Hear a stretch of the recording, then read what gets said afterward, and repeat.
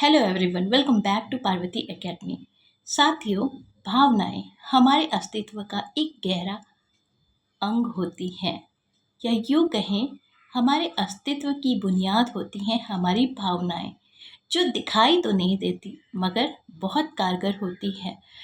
अब ये भावनाएं हर व्यक्ति में अलग अलग अनुपात में पाई जाती है। सबसे पहले तो भावनाओं को क्या कहा जाता है? इमोशन। और ये इमोशन कैसे होते हैं? खुशी, नाराजगी, शोक, आनंद, गुस्सा, क्रोध, विभत्स, ये सारी चीज़ें जो भी हैं वो हमारी भावनाओं को दर्शाती हैं। जब हम खुशी होते हैं तो हमारे चेहरे पे जो एक्सप्रेशन होता है, जो स्माइल होती है, वो उस खुशी को दर्शाती है, वो खुशी की भावना को व्यक्त करती है। जब हम कोई सैड न्यूज़ सुन लेते हैं और एकाएक हमारा माइंड उस तरफ चला जाता है, तो हमारी फेशियल एक्सप्रेशन कैसे तुरंत चेंज हो जाती है, वो दुख के इमोशन को दर्शाती है। और जब कोई शॉकिंग न्यूज़ हम सुन लेते हैं, उस समय हमारे चेहरे की जो हवाइयाँ उड़ जाती है, उसे विभत्स इमोशन कहते हैं। तो इस तरह से इमोशन को भी कई कैटेगरी में डिवाइड किया गया है।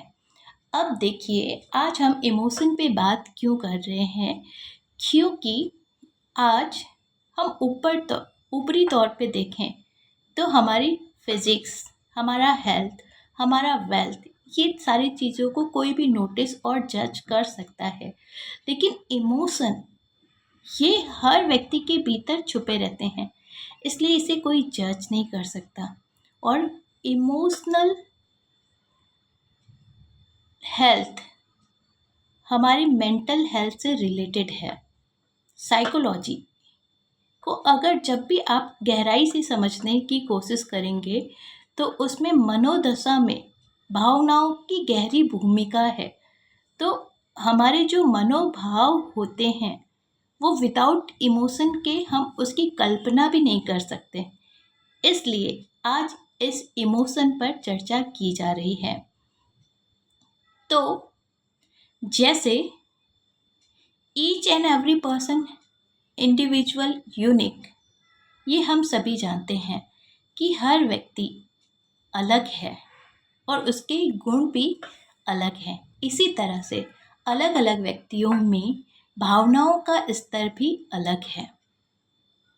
मगर व्यक्ति के अंदर जिस सोसाइटी में वो रहता है, जिस परिवार में उसकी परवरिश होती है, और अपने सराउंडिंग से वो जो भी आत्मसात करता है, उसके हिसाब से उसकी भावनाएं विकसित होती हैं।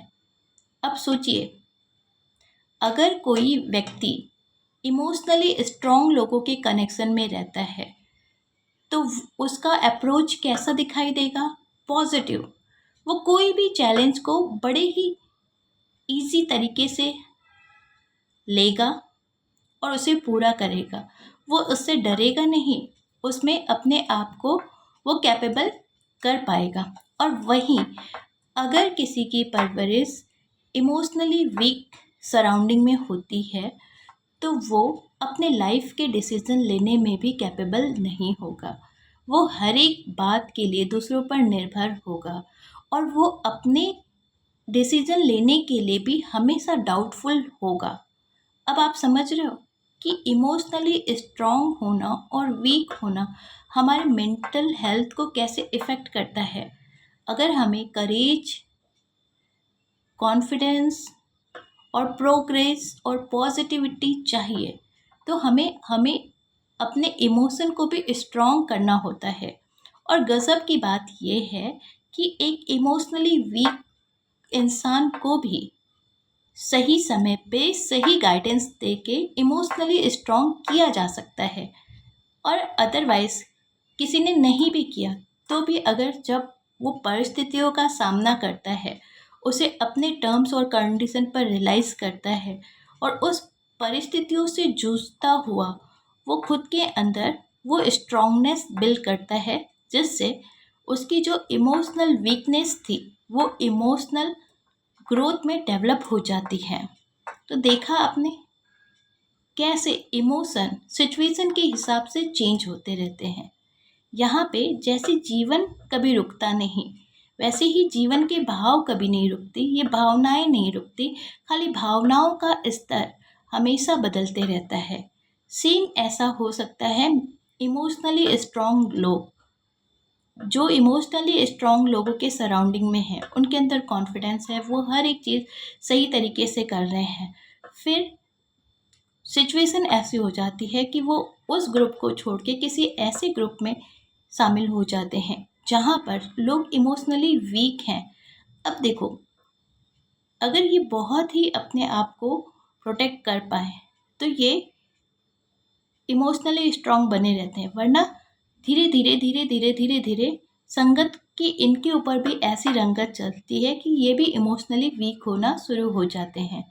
मतलब यहाँ पे हमने देखा कि सिचुएशन के हिसाब से कैसे सारी चीज़ें बदलते रहती हैं, चाहे वो हमारी लाइफ हो, चाहे वो हमारा कॉन्फिडेंस हो, चाहे वो हमारी एबिलिटी हो, चाहे वो हमारी स्किल हो, चाहे वो हमारे इमोशन ही क्यों ना हो, ये सब सिचुएशन के हिसाब से चेंज होती है।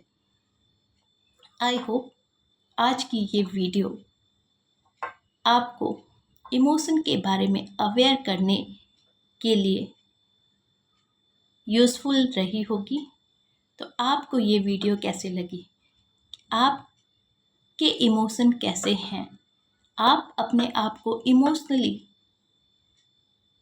ग्रोथ या इमोशनली फिट मानते हैं या इमोशनली टूटा हुआ मानते हैं? आप ग्रोथ इमोशन माइंडसेट के हैं, इमोशनली स्ट्रॉन्ग हैं, तो आप इमोशनली स्ट्रॉन्ग हैं या आप इमोशनली वीक हैं, या आपने किसी इमोशनली वीक इंसान को इमोशनली स्ट्रॉन्ग करने में कभी सहायता की है? और अगर की है तो अपना एक्सपीरियंस कमेंट करके ज़रूर बताएं।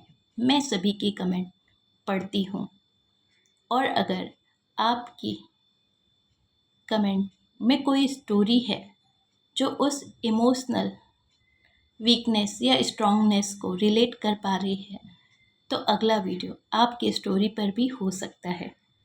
तो आज के लिए बस इतना ही, फिर मिलते हैं अपने अगले वीडियो में। तब तक के लिए धन्यवाद।